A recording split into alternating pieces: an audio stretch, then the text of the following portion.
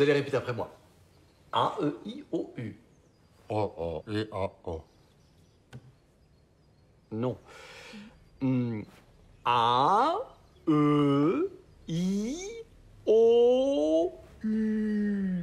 O-O-I-O.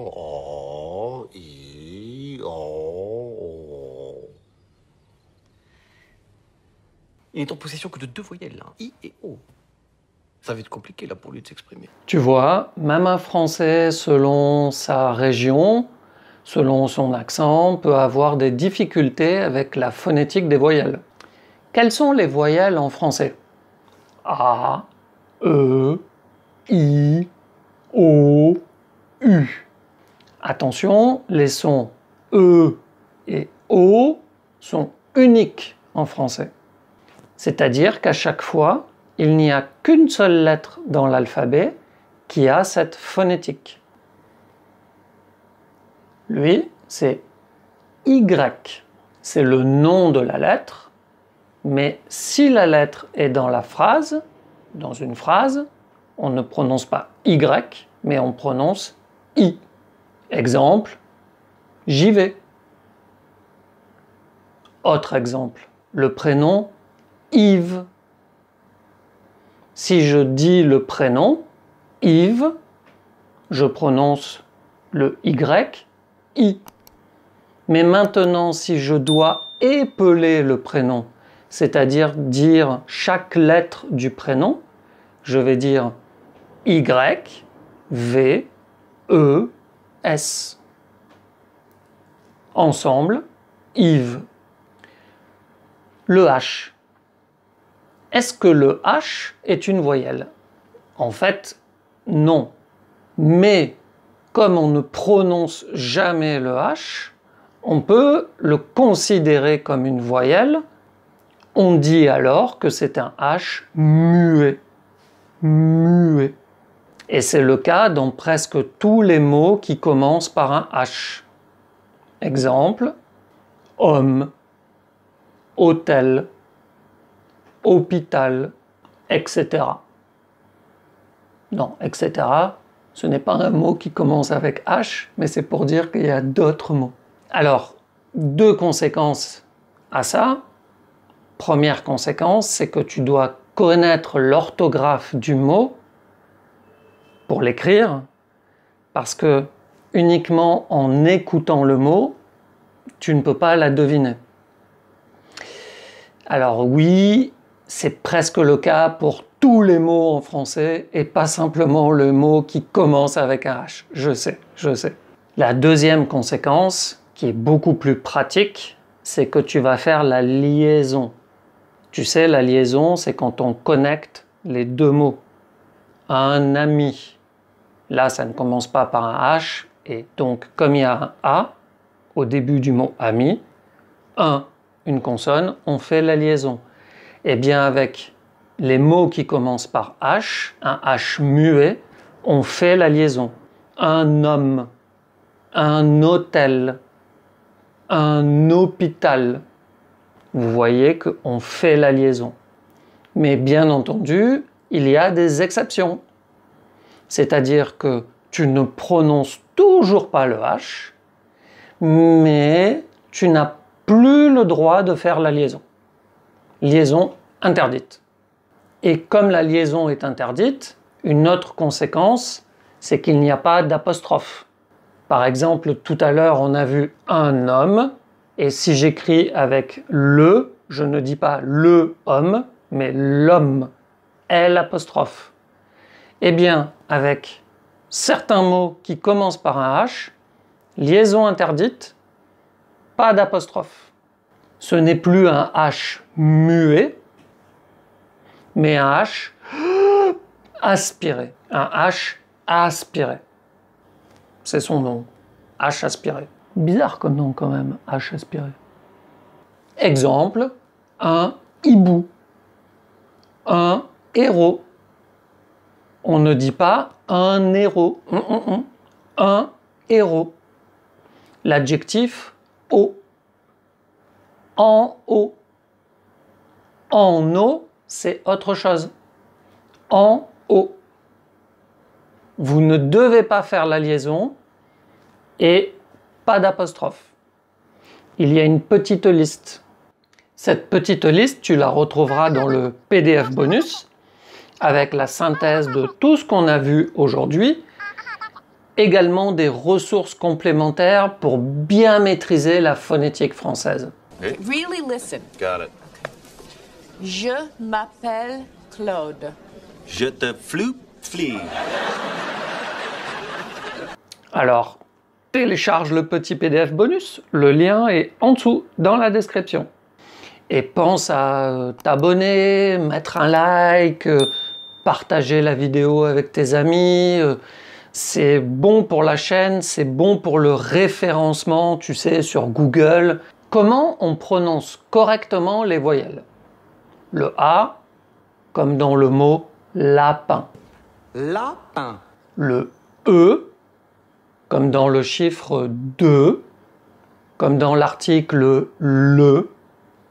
I, comme dans le mot ici, ou alors comme dans le mot ignominieusement. Facile. O, Lopa. ouais, ou alors comme dans le mot logo, loto. Le U, U. Il est où le U? Quel U? Le U. Où ça le U?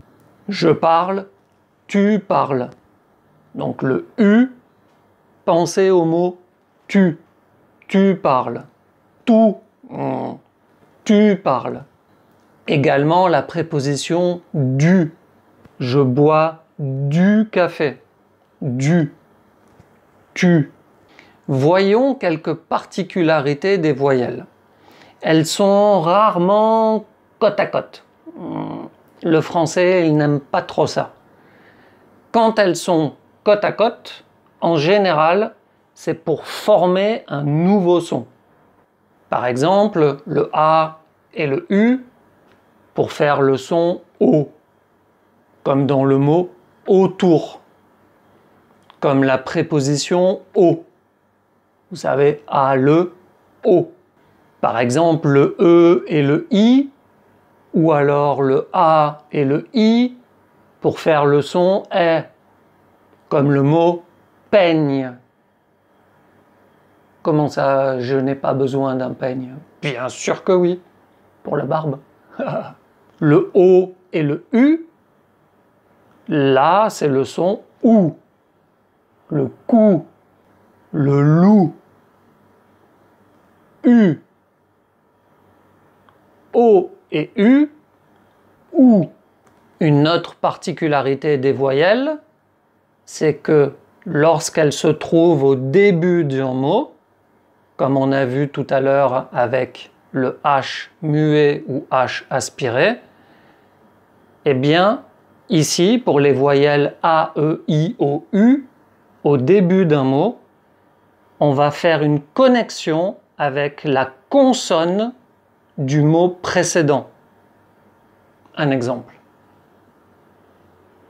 On ne dit pas les amis, mais on fait la connexion, on fait la liaison et on dit les amis. Vous voyez que le S final se connecte avec le A qui commence le nouveau mot, donc les amis. Alors tu te dis, ok, génial. On prononce des sons qui n'existent pas dans le texte juste pour connecter des mots. Ok, pourquoi pas? Je vais tout le temps le faire et comme ça, alors ça va fonctionner. Alors, comment te dire ben non. En fait, certaines liaisons sont interdites. Oui, oui. La dernière lettre du mot est une consonne. La première lettre du mot suivant est une voyelle.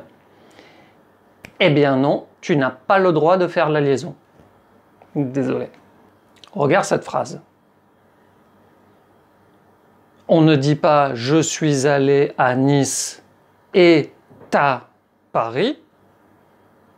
Non, Je suis allé à Nice et à Paris.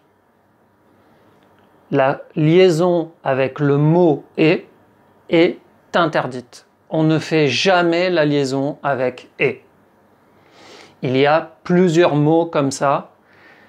Ça, je ne le mets pas dans la liste parce que c'est trop compliqué pour l'instant de le mémoriser.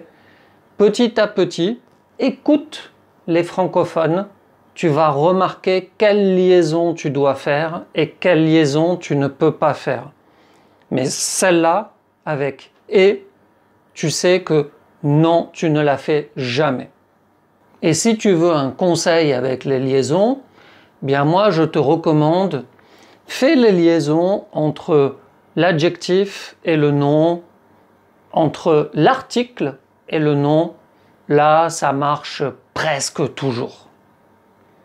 Par exemple, les amis. Par exemple, un petit homme. Un grand homme. Ah oui, tu vas rire parce que là, tu vois dans l'exemple un grand homme, la liaison, on la prononce te.